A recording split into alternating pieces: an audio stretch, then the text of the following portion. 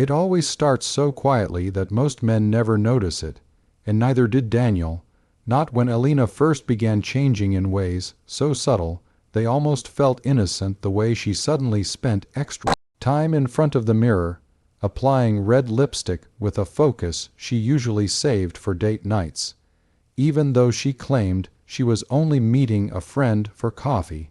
He watched her from the doorway as she tucked her hair behind her ear, checked her reflection twice, then a third time, wearing a new shade of lipstick he had never seen before. When he teased, "Since when do you wear red for casual coffee?" she didn't laugh or blush like she once would have. She simply shrugged, irritated, brushing the question away as if the smallest curiosity from him was now an inconvenience. When she came home later that night, she wore a strange, soft smile, subtle, satisfied, a smile he didn't recognize. It was the kind of smile a woman has when someone else notices her beauty.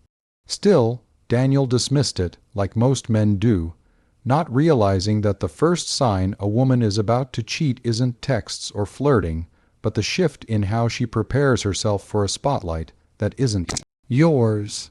A week later, her behavior deepened in small, nearly invisible ways. She started holding her phone differently, tilting the screen a few degrees when he walked past, not hiding it aggressively, protecting it gently, naturally, the way someone does when their attention is drifting somewhere else. Notifications began disappearing before he could glance, not messages being deleted, just previews being cleared. Normal enough that a man can convince himself nothing is wrong. But the real moment came that Saturday morning when Daniel woke to find her already dressed, hair curled, makeup perfect, perfume he hadn't smelled in months, claiming she just felt like dressing up. Yet her eyes betrayed a subtle panic when he complimented her, because his approval wasn't the one she wanted anymore. In that split second of silence after his words, Daniel finally realized the truth. She wasn't dressing up for errands, or for herself, or for him. She was preparing for someone else's attention, someone who made her feel alive in a way she no longer sought from the man standing in front of her. And by the time he recognized that shift, that subtle move she made before she cheats, it was already far too late.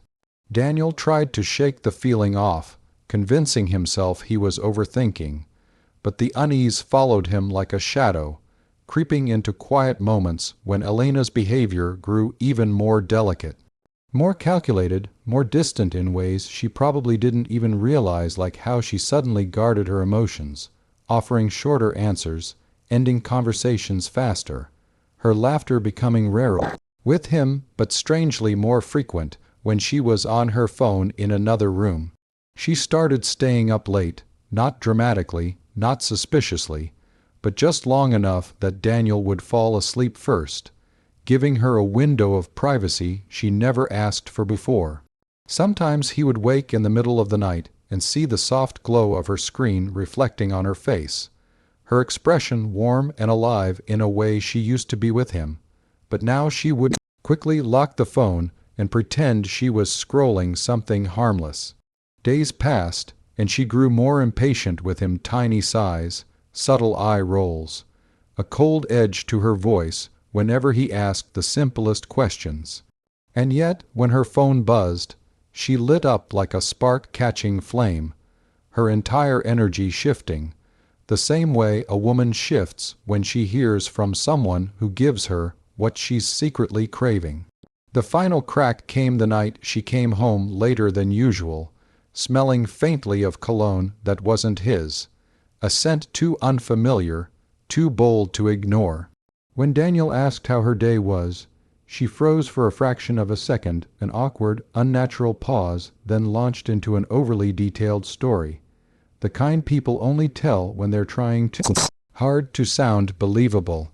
Her eyes didn't match her words, her voice wavered in all the wrong places, and the softness she once had for him was replaced with defensiveness, like she was protecting a secret she didn't want him anywhere near.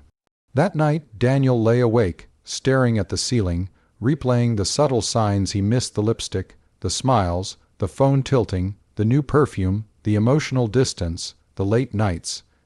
Unexplained excitement, and for the first time he realized that cheating doesn't begin with another man's hands on her body. It begins with the small, fragile pieces of her attention being given away while she still sleeps in your bed.